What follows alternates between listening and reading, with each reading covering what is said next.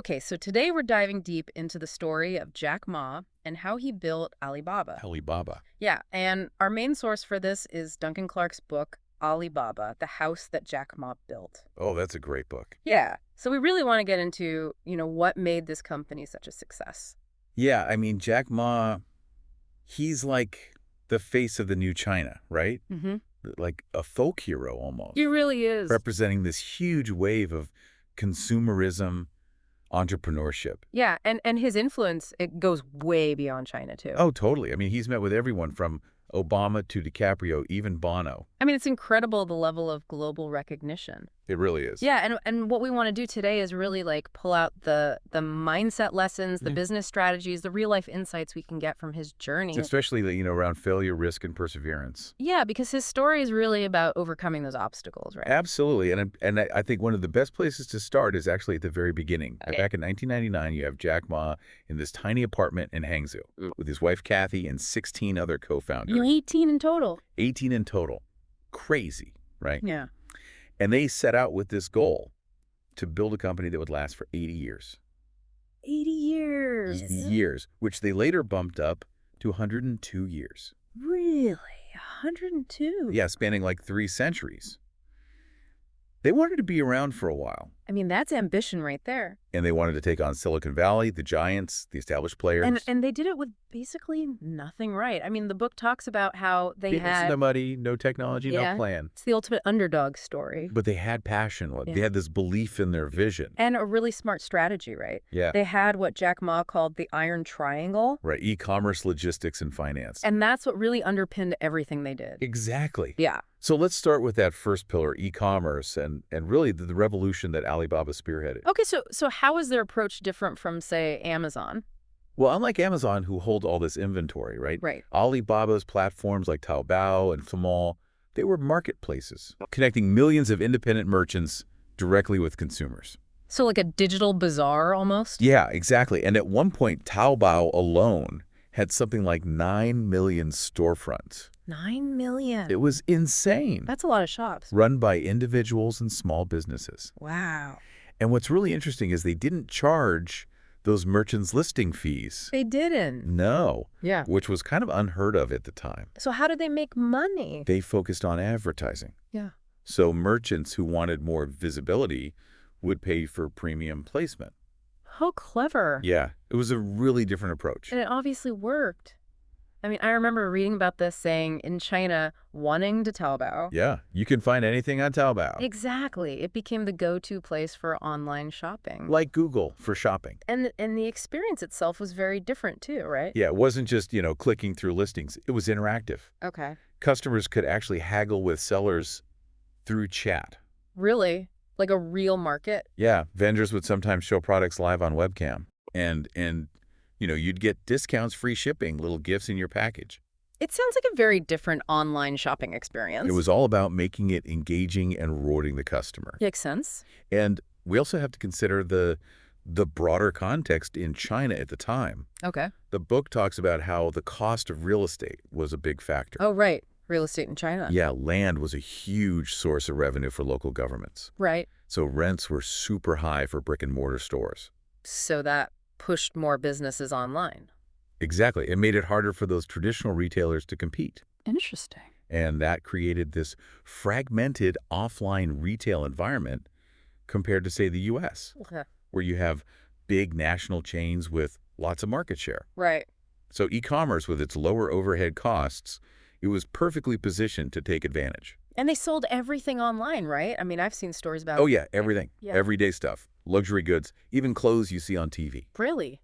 Yeah, like something will be on a show, and then, boom, it's available online almost immediately. That's crazy. And certain groups, like young mothers, they really embraced it. Yeah. It became a huge part of their lives. And even for big purchases like electronics and appliances. Alibaba was the dominant force. That's wild. They even invested strategically in Suning, which is this huge electronics retailer. Yeah. That's what they call the omni-channel approach. Blending online and offline. Exactly, capturing sales wherever the customer is. Okay, so we've talked about e-commerce, but the second piece of that iron triangle is logistics. Right, you can have the best platform in the world. But if the delivery is a mess... Exactly, then it all falls apart. And China's logistics infrastructure was pretty different back then, right? Oh, yeah.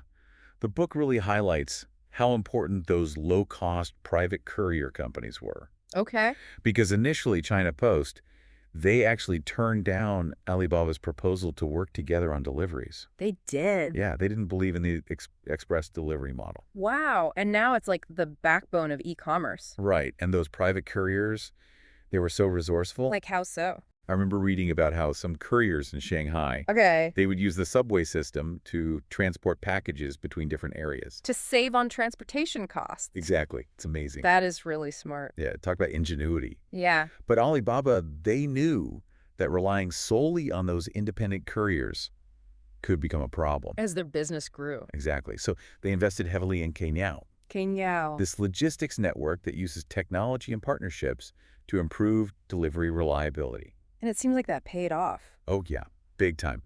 The book talks about how during Singles Day, Singles Day. yeah, that massive online shopping day, The biggest in the world. Kenyao's delivery success rates were way higher than other independent courier services. Oh, wow. So it made a real difference. Yeah, and looking ahead, the projected package volume is just mind-blowing. How much are we talking? From like 30 million packages a day now to potentially 100 million 100 million packages a day. a day. That's just insane. That's a lot of deliveries. It is, and it shows how critical that robust logistics foundation is. Okay, so that's two sides of the triangle, e-commerce and logistics. What about the third, finance? Right. Well, we'll dive into that in more detail when we talk about Alipay. Okay, sounds good. But for now, let's shift gears a bit and talk about Jack Ma himself. Okay, so what kind of leader was he? Well, I mean, he was definitely charismatic and not your typical CEO. Yeah, the book talks about how he was able to connect with people on this emotional level. Yeah, and he used humor really effectively in his speeches. Right, and the fact that he spoke English fluently obviously helped him on the global stage. Oh, yeah, he was able to connect with international audiences much more easily. I mean, he was quoting Forrest Gump in one speech. Really? Yeah, it's in the book. Wow, that's great. Yeah, it was interesting how he would tailor his style for different audiences. Oh, yeah, he was very aware of cultural context. Like how so? Well, when he spoke to international crowds, he'd often use pop culture references. Oh. But when he addressed Chinese audiences, he'd draw on martial arts novels, Chinese history. Right, I remember reading about how he was really inspired by those Wuxia stories. Yeah, and he even adapted his motivational style.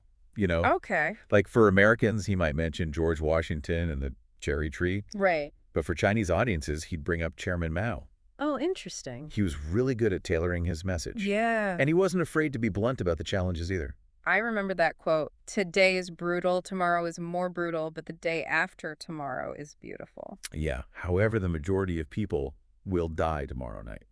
That's a pretty stark way to put it. It is, but it's also very honest. Yeah. And it really motivated his team to keep pushing through the tough times. And that long-term vision, the 102-year company goal, I mean, it sounds crazy, but it really became part of Alibaba's culture. Especially for the Alarin, the employees who've been there for over 3 years. Right. It gave them the sense of purpose that went beyond just their everyday work.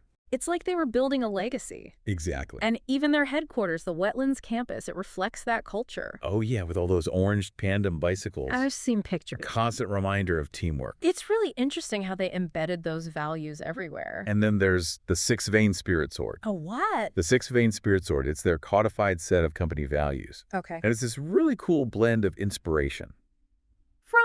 From Jin Yan's Wuxia novels. Yeah. This idea of cultivating inner strength. Right. And then the more practical business wisdom of Jack Welch from GE. So what are the 6 values? Customer first teamwork, embrace change, integrity, passion, and commitment. And they took those seriously. Oh, yeah, very seriously. Yeah. They actually made up half of an employee's performance appraisal. Wow.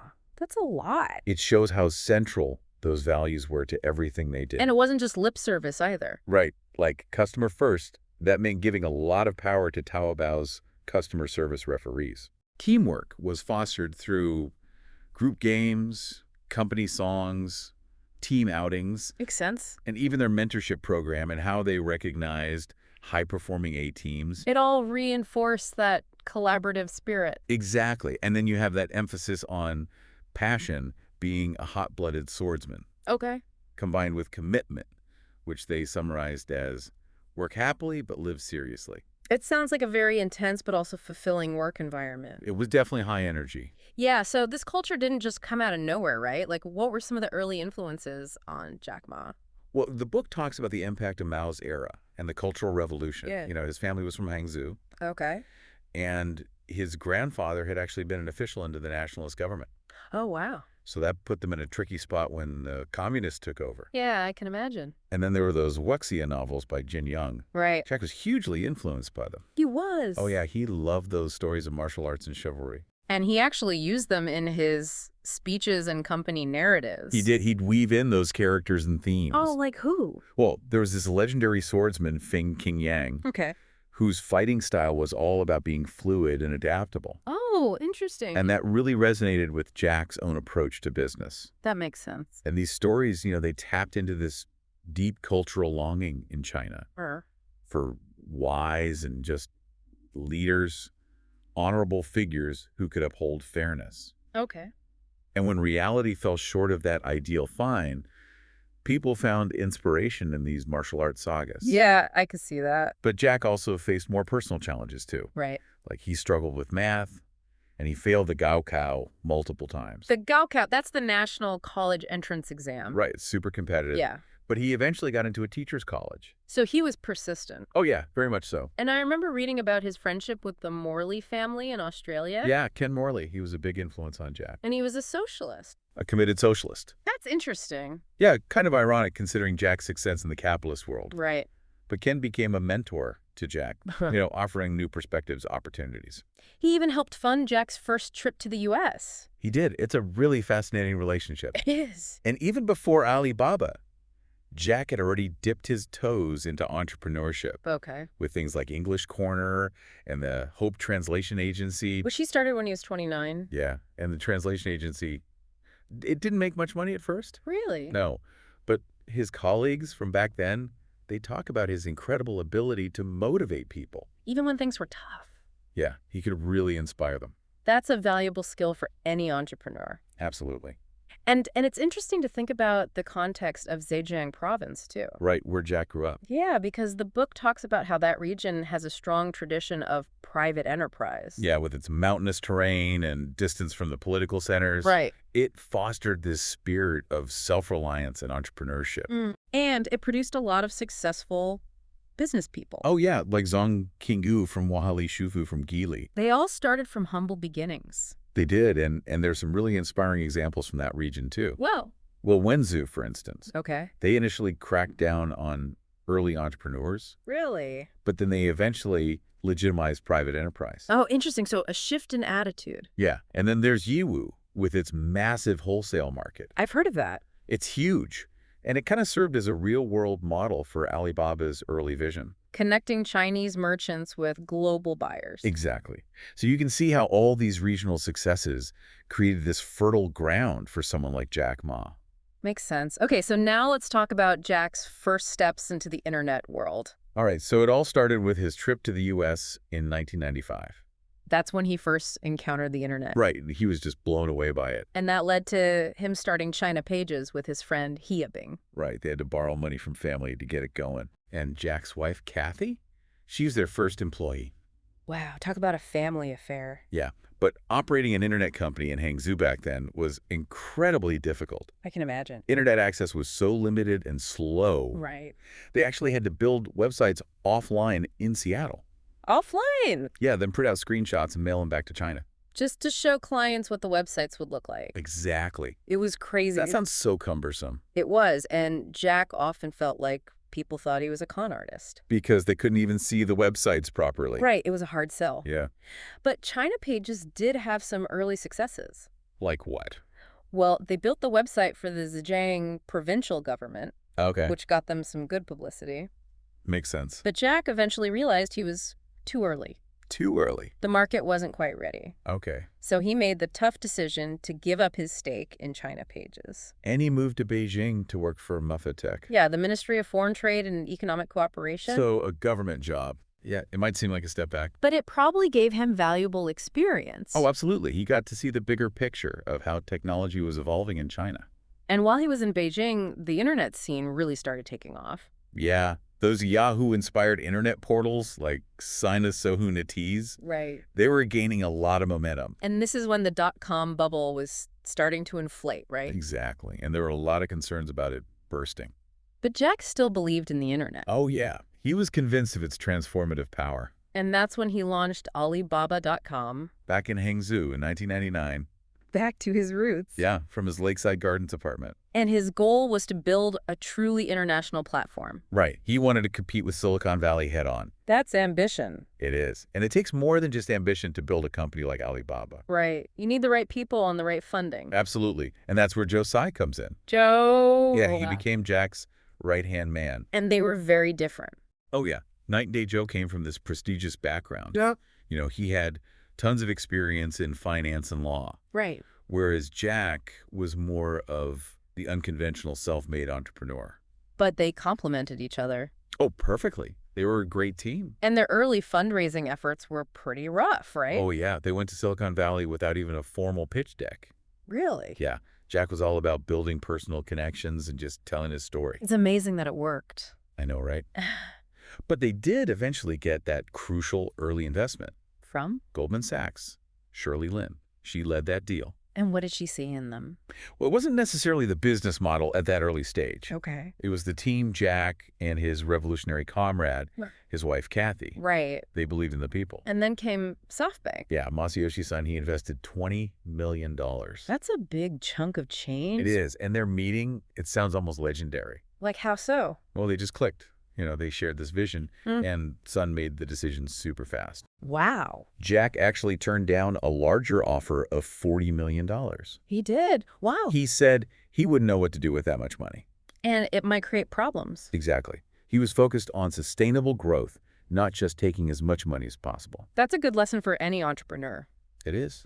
Okay, so they had the funding, but operating an internet business in China also meant dealing with the government. Right. The regulatory landscape was complex and constantly evolving. Yeah, the government was pretty cautious about the internet. They had concerns about control, you know, what became the Great Firewall. Right. But they also saw the internet's potential for economic growth. So it was a balancing act. Exactly.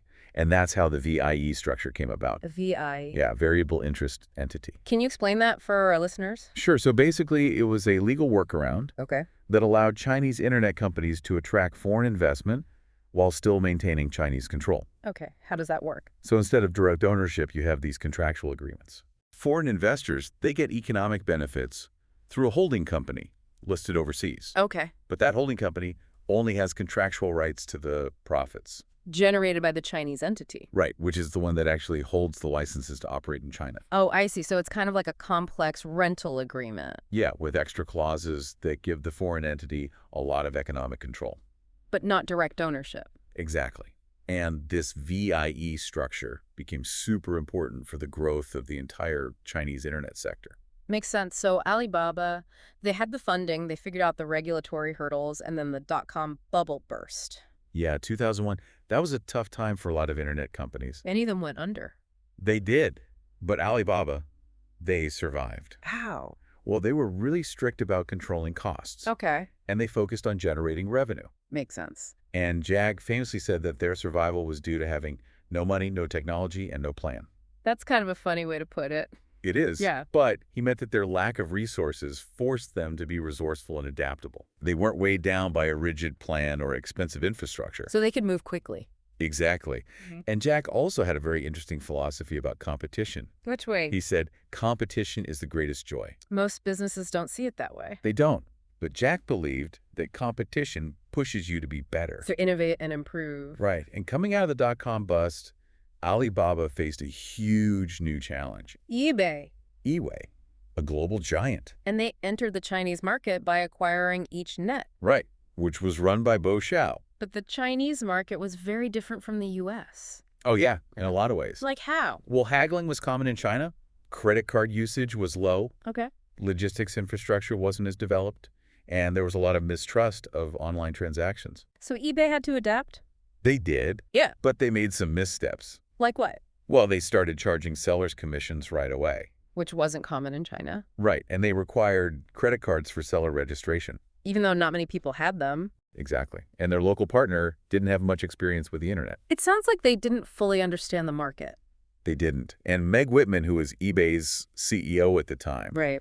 she later admitted that her biggest regret was not letting Bo Xiao run the China operation more independently. Interesting.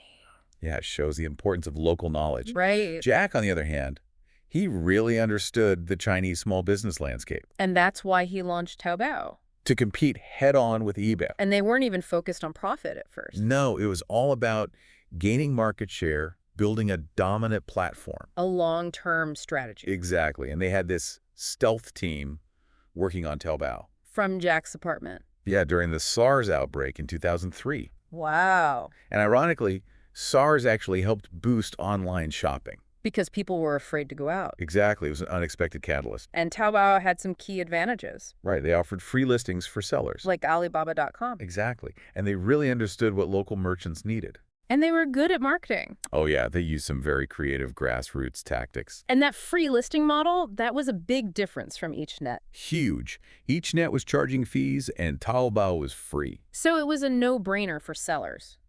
Pretty much. And Jack's philosophy on competition during this time was really interesting. What did he say? He said, if you have no enemy in your heart, you will be invincible in the world. So it's not about hating your competitor. No, it's about focusing on your own strengths and goals. Makes sense. Don't let negativity cloud your judgment. Okay, so after the eBay battle came the Yahoo partnership. Yeah, that was a huge deal. Yahoo invested $1 billion for a 40% stake in Alibaba. And they handed over Yahoo China's operations. So it was a win-win. Oh, yeah. It gave Alibaba the resources to solidify their victory over eBay. And to build up Taobao and Alipay? Exactly. And for Yahoo, their stake in Alibaba became super valuable later on. Right. As their own position weakened against Google. And this is also when the BT emerged. Baidu, Alibaba, Tencent. Yeah. The three kingdoms of the Chinese internet. Exactly. Tencent with its mobile messaging and online games. Right. Baidu with its search engine. And Alibaba with e-commerce and online finance. They became the dominant forces. And then came Alibaba.com's IPO in Hong Kong in 2007. Right. It was a huge success. Even though Taobao and Alipay weren't part of it yet. Yeah, they were still operating at a loss at that point. Focused on growth. Exactly. But the IPO raised $1.7 billion. Wow. Which gave them the fuel to keep expanding Taobao and Alipay. And David Wei, he played a key role in that IPO. He did. And interestingly, Jack Ma skipped the final investor meeting. Really? Yeah, he just decided not to go. That's surprising. It is, but it shows how confident he was. And that IPO made him a billionaire. It did.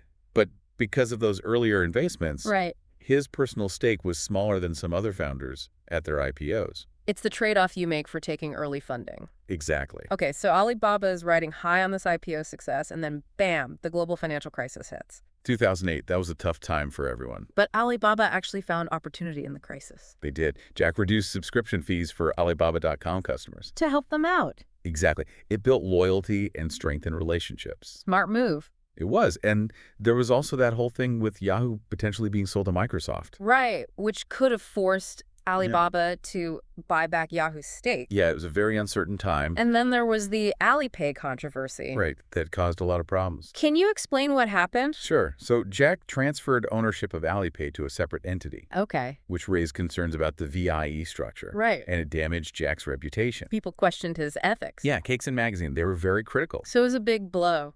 It was, but eventually they reached a compensation agreement with Yahoo. Okay. And then Alibaba shifted its focus to buying back Yahoo's stake. And Jack gave that speech at Stanford. Where he pretended not to understand the VIE structure. But he clearly wanted to buy back those shares.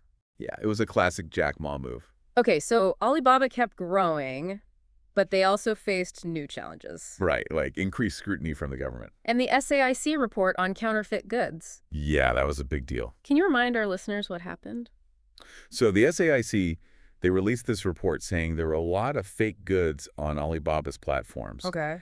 And Alibaba, they actually pushed back publicly. They did? Yeah, they questioned the report's methodology and motives. That's pretty bold. It showed how powerful Alibaba had become. Right. But it also highlighted the delicate relationship between businesses and the government in China. Right. Jack famously said, fall in love with the government, but don't marry them, respect them. That's a good one. And counterfeiting it became a major issue for Alibaba. As well as brushing. creating fake sales figures Right. They had to invest heavily in combating these practices. to build trust with consumers and brands. Exactly. And the competition kept heating up, too. With companies like JD.com, Yeah, they operate more like Amazon with their own logistics network. so a different model. Yeah, and Alibaba also had to adapt to the mobile revolution. Right. Everyone was moving to smartphones. And they had to compete with Tencent in the mobile payment space. Alipay versus WeChat Pay. Exactly. It was a battle for the future of finance in China. And despite their huge success in China, Alibaba also had global ambitions Right. They launched things like AliExpress. to reach international customers. Yeah, but they were smart about it. How so? They focused on markets where retail infrastructure wasn't as developed. So less competition. Exactly. And Jack himself, he became more vocal about broader issues. Yeah, like environmental protection. Yep. He even criticized China's industrial model. So he was stepping into a more public role. He was. And the book ends by talking about the increasing scrutiny on successful entrepreneurs in China. Right. The government was keeping a closer eye on them.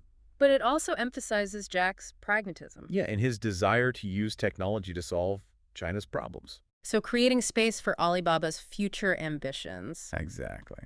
So as we wrap up this deep dive, what are some of the key takeaways for our listeners? Well, from a mindset perspective, I think Jack Ma's story really highlights the importance of embracing risk. Okay. Learning from failures, Mm-hmm. he said Alibaba could be remembered for its 1,001 mistakes Wow. and the absolute necessity of perseverance. Hmm. Never giving up. Even when things get tough. Right, and having that long-term vision, even when it seems crazy to others. That's powerful. It is, and from a business strategy standpoint, Yeah. Alibaba's customer-centric approach was crucial. Right. They really understood the Chinese market, and they leveraged its unique dynamics. Like the real estate situation and the consumer behavior. Exactly, and they built a strong company culture based on those six-vein spirit sword values. Right. And they used partnerships and investments strategically to fuel their growth. So many valuable lessons. There are. And I think Jack Ma's story is ultimately about how one person can have a massive impact on the world. Yeah, he changed the face of e-commerce in China and beyond. He did, and his journey is an inspiration for anyone with big dreams. Absolutely. So for you, the listener, think about this. Jack Ma's story is full of audacious ambition and incredible challenges that he overcame. It really makes you wonder what's possible, right? It does. What impossible challenges are you facing that maybe with the right mindset and strategy and a lot of hard work could lead to amazing outcomes? It's a great question to ponder. It is. Well, that's all for our deep dive into Alibaba and Jack Ma. Thanks for listening. Thanks for having me. And we'll see you next time for another fascinating exploration. See you then. Bye. Bye.